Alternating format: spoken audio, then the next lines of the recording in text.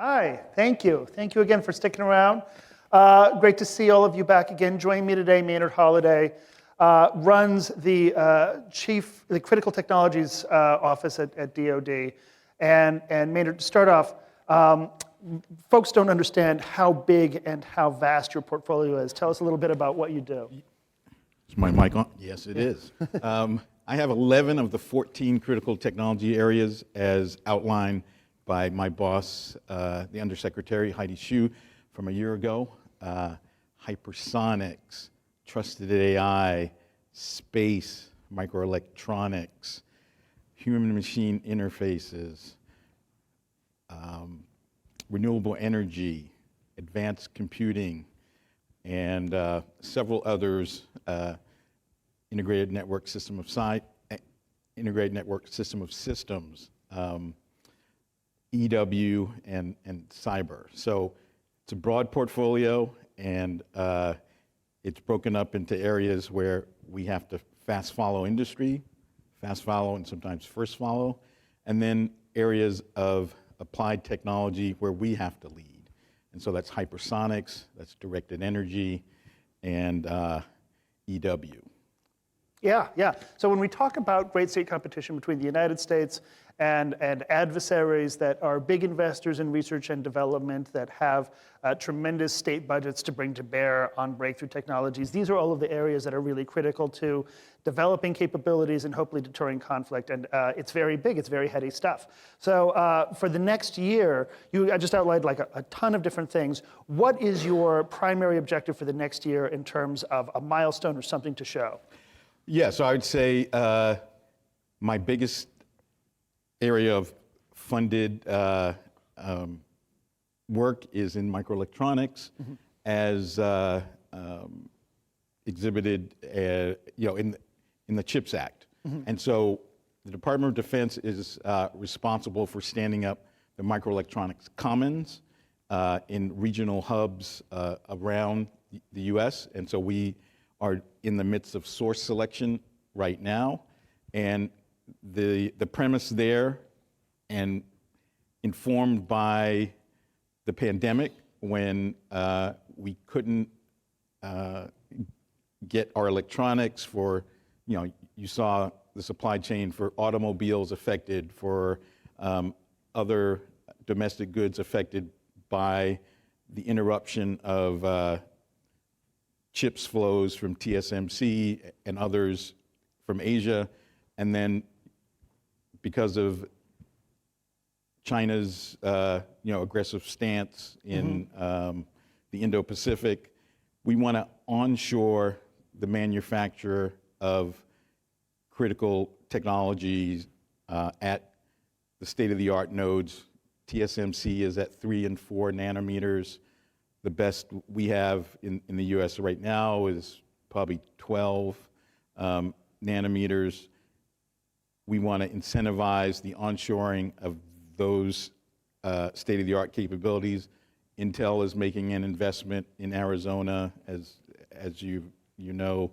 TSMC is also developing a fab in Arizona. So that is going to be a major milestone this year when these microelectronics commons regional hubs get announced and begin to be stood up. So I don't think a lot of folks appreciate the difference there, the distinction of what you're talking about, but it's kind of really critically important to the way we all access computation, and particularly the way we all access like cloud technologies. If you've been watching the Defense Department over the last few years, you know that they're now very proud of how much and how enthusiastically they're embracing enterprise cloud. And you've got some great big name brand enterprise cloud providers that we all know. And before we get into the difference between 12 and 3 nanometers, which I would actually like to understand, how do you understand our overall vulnerability to a major disruption in the supply of those microelectronics component parts in terms of preparedness? Where are we right about now for a major disruption there? Well, I'd say we are aware that it could happen, and we have resiliency measures in place. and I would defer to my colleague John Sherman, the CIO, to get into the detail about that. But in my lane, we are trying to ensure the supply chain is resilient and redundant, so that we have multiple sources. We have a tool within DoD called Amaro, which is a tool that outlines the global supply chain, and we're able to do scenarios, essentially war game if TSMC goes offline, or if a South Korean supplier goes offline, or there's storms that prevent shipments. What is that? How does that propagate through the supply chain, and then how do we navigate around those disruptions? So we have tools to address that. How long have you had that tool? That's a good question. It predates me. Okay. So it's at least 3 to 4 years old. Yeah, but now it seems like maybe you're running it a little more often. You're developing a lot of new scenarios. There's a lot of new data. Absolutely. Okay. Absolutely, and we'd like to be able to put visualizations behind it so that our leadership, can understand the global footprint and understand, the transport layer and the logistics ramifications of, certain upsets. Yeah. So, again, this is how the vast majority of the world would experience some sort of conflict from the civilian side, is this major disruption in computational capability, the ability of a lot of the web services that we all use to get key replacements to keep a lot of things online that we all rely on all the time, including the Defense Department. So it's I feel like reassuring to know that you're working with a broad range of scenarios to figure out what to do in the case that happens. I know that you run this huge portfolio, but I want to stick with microelectronics for a second, because I'm fascinated by this idea of all right, there's 3 nanometers, which is great, and then there's 12 nanometers, which is about where we are in terms of fabrication. And CONUS. Yeah. So, what's in our phones and our cars and other electronics that we use every day is at the state-of-the-art node. Yeah. The Defense Department, for most of its uses, are not at that node, because we require certain test and evaluation, and so that gives us some buffer. Yeah. And we have a Defense Microelectronics activity out in Sacramento. Yeah. That worries about defense microelectronics. So the issue is around what happens in the commercial sector if the supply is interrupted. Our weapons systems will be fine in the short term. Okay. And but right now, almost on a civilizational level, we have to recreate the ability to fabricate this stuff in the United States. And there's there's the CHIPS Act, there's legislative approach to that, there's an interagency approach to that. Tell us a little bit about, from the Defense Department's perspective in your office, what are you doing there to help in that reshoring effort? Well, as I said earlier, we are leading this commons effort to choose the regional hubs that are going to worry about manufacturing at the state-of-the-art technology nodes and distribute that capability around the country. The other important thing to remember is being able to train the next generation of STEM talent to take these jobs that will need in these in what we call fabs. And so a lot of these fabs are highly automated and are able to produce wafers at incredible volumes, but the machinery is mostly foreign made. So the Dutch company ASML that does the UV light source to do the lithography on the chips is a foreign company that we've been able to convince to stop selling to China. And so we have been able to bring that technology onshore in Intel's latest fabs and and TSMC's. So what I'm told, and tell me if you can speak on your own personal behalf, on your department behalf, you can say yes, no, or none of your business. But what I've been told is that from a perspective of actually replacing the fabrication capacity of Taiwan, for instance, we're about 10 years behind in terms of training the groups and also getting the fabs in place. Yeah, again, I wouldn't say we're that far behind, but it's going to take years to get these fabs online, which is absolutely true. And until that point, we have to have, all hands on deck. South Koreans have capability that we can tap into to provide us, capacity, going forward. Okay. And I would defer, people to our website. For those who have CACs, you can go and access the microelectronics roadmap. Mm-hmm. And for those who don't have a common access card, you can message us and we'll vet you and send you our distribution A roadmap so that you can get further detail. I would like that. I don't know if I'm vettable, but we're going to have to find out. So one of the other things that your office is in charge of is trusted autonomy. Yes. And we were talking about this a little while ago. We sort of began talking about today, talking about how we're beginning as a society to trust more and more publicly available large language models that are a lot of fun to play around with, like ChatGPT. And so first off, from your perspective, from the Defense Department perspective, ChatGPT, is there any utility for the Defense Department? Oh, absolutely. Concerns, reservations? Yeah, absolutely. As we were, talking in the ready room, we are not going to use ChatGPT in its present instantiation.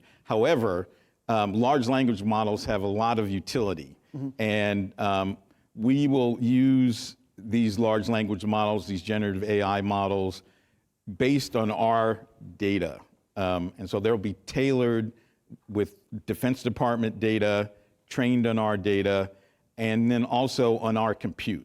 And so either our compute in the cloud and or on-prem, so that it's encrypted, and we're able to essentially, analyze its, feedback. Yeah. And so we're having in fact, a conference next week to talk about that with academia, industry, and government users to get after, just what the use cases are, just what the state of the art is in industry and academia. Yeah, but you can't just take what OpenAI has done with all of their weird diversity of data sets that comes from wherever and just sort of like glom that into the United States Department of Defense to play around with. You have specific data. Nope, can't do it. Yeah, no can do, because it's not transparent.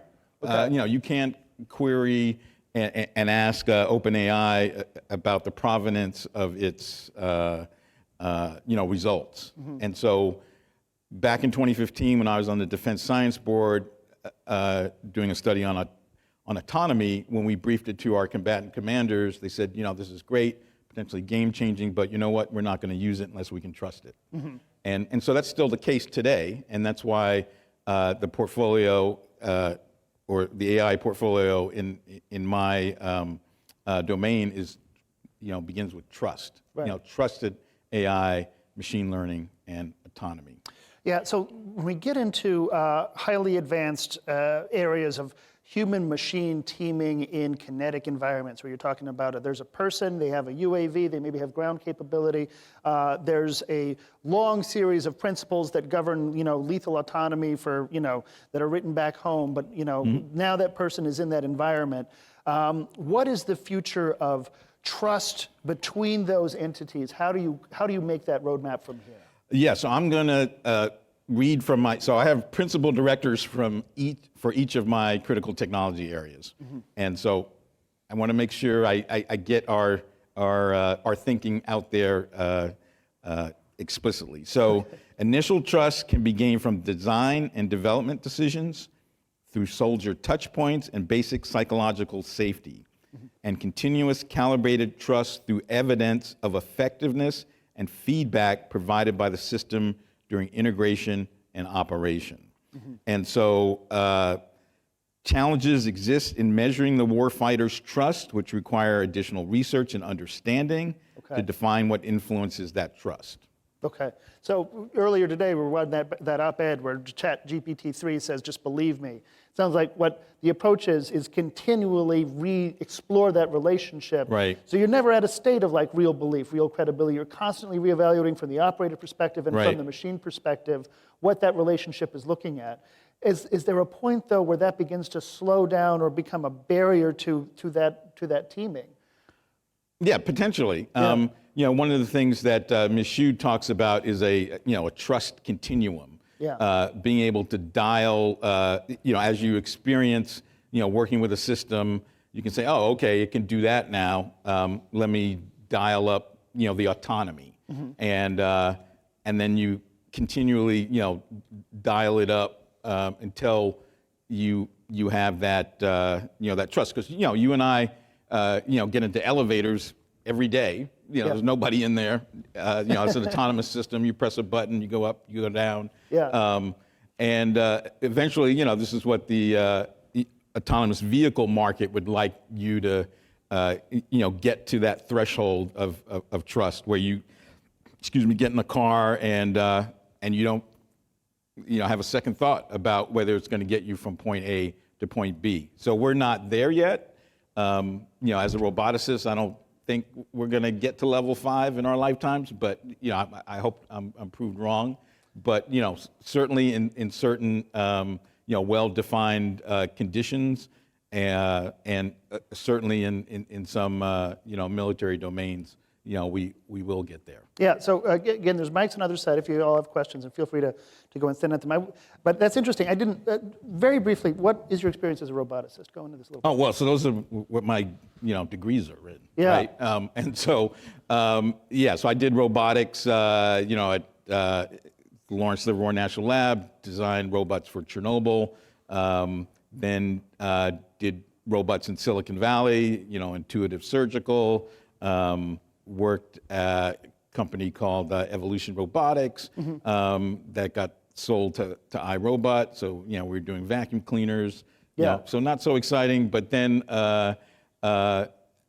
worked for the RAND Corporation where we evaluated autonomous vehicles and their rollout. Yeah. And so, so robotics is in my DNA, and I'm a Tesla owner who doesn't have full self-driving because I know it doesn't work yet. Yeah. So that's so fascinating. Because I think I fail to appreciate that. When we talk about the future of AI, in terms of the research perspective, the way I was always told, it divides between two camps. You have the neats and the scruffies. And the neats are the theorem-proving guys, or they're just out there. They have a formula. You apply all the data in the world to it, and all of a sudden it outputs you op-eds. And the scruffies were the roboticists. And I talked to Rodney Brooks, who worked for iRobot. Oh, yeah. And if you talk to a neat, they'll be like, when will we have general artificial intelligence? Every year it was 5 years from now. And you talk to a scruffy, they'll say, hey, listen, we thought machine learning was going to be a problem for graduate students to solve in a summer. And we're still nowhere needed. So like when you talk to like the actual roboticists, they're always the more conservative on future like arrival points for artificial general intelligence. Before we go to Sydney, do you have a forecast date for artificial general intelligence as a roboticist? No, just there's too many corner cases, and the fact that what we're seeing now is just really sentence completion. These systems do not reason. There is no reasoning, behind, what these large language models are doing. Although, they are improving, they're absolutely going to be productivity enhancers. ChatGPT is absolutely, an iPhone moment, where the world is, going to be different, post, introduction of that capability. But as far as general intelligence, not going to rival, we're still going to need humans to do, a lot of tasks. It's going to displace some people for sure, but it's also going to create jobs and also, like I said, make us more productive. Yeah, that's a very scruffy answer. That's very reassuring. Okay, let's go to Sydney. Hi, sir. Sidney Friedberg from Breaking Defense. Good to see you again. You mentioned something that resonated with some things some industry people have told me. You say, you can't, ChatGPT is trained on Reddit and Wikipedia and so forth. Tucker mentioned some of those sources. But it gives you all sorts of exciting answers that may or may not be true. But you argued if you train it on your specific data set for your specific mission, your DoD data that you control and you can trust, you can get a much better result. Yes. I've also heard that, the other key to training these large language models to be reliable is to take the temperature setting and turn it way down so they cannot ever get creative on you. So, I mean, how many tricks are there to turn these things from wild and crazy hallucinators? I asked it for my own bio, and it gave me 3 different versions, none of whom was me, and one of whom was dead. None of these people ever existed. I asked it to profile Jack Shanahan and General Groan and Mike Groan, and it got lots of things wrong, like inventing children for them. Yep. So how do you, between telling it, limiting the data it can ingest, controlling the temperature, maybe some other things I haven't heard of yet, what are ways you can train these to stay in their freaking lane and not make stuff up? Well, so yeah, I say that's a question to be answered. We're still at the early stages. We have AWS, Microsoft, all endeavoring to do that for us, and so we're looking forward to the results. Okay, right over here. National Guard, cyberspace. I appreciate your review on the microchip issue. It was eerily similar to the 1970s oil shortage, where we had no strategic reserves, and then we had to come up with a new plan. I appreciate fixing the holes in the boat, but it seems like we have a process, and I'd like your comment on, is there something broken between the defense industrial base and the government processes where we're constantly in this cycle? And I'm concerned with quantum computing and AI coming down the road. We can't sustain this model of constantly fixing the boat without getting out in front of it. Like, how is this not predicted? The microchip issue was not predicted. There's so many of these cycles that, I've been in the military 38 years at the boot level, Yeah. that we're constantly in this cycle, and it just seems broken, and it's not sustainable for the republic. Yeah, I mean, you're absolutely right.